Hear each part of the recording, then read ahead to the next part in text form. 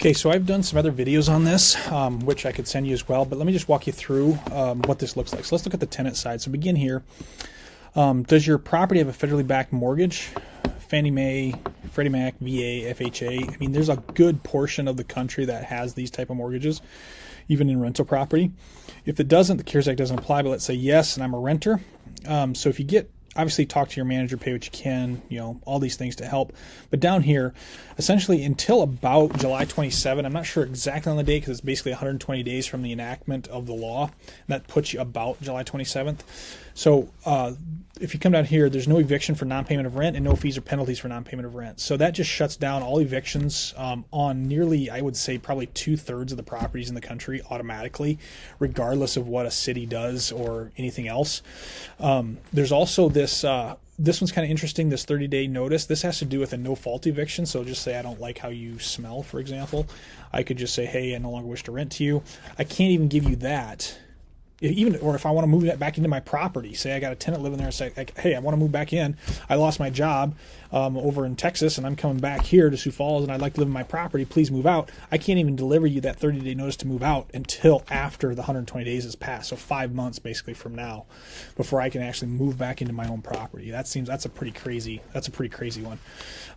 But yeah, if I've taken the government's money, they basically are telling me how I can use my property. And so, because it's not my property, I guess, I've got this partner called Fannie Mae, and they're going to stipulate terms.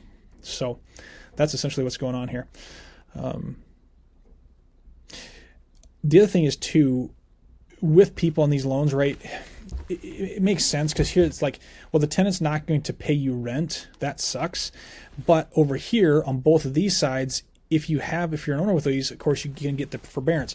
Now, what was happening during the first couple weeks of this, and the way it's written, forbearance, you basically, you can take 180 days off. You can not pay anything with no penalty, but then on day 181, you owe all 6 months of those payments. Bam. Well, good luck with that.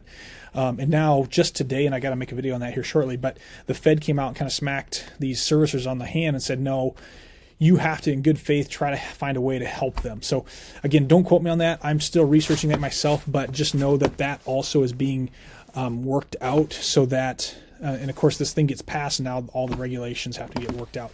But what's probably going to happen is they're going to find a way to restructure those loans if the person takes forbearance. So tenant's not paying for 4 to 5 months, but neither is the landlord in that sense. So it's kind of nobody's paying any bills. I don't know if that's good or bad, but just know that's what it is.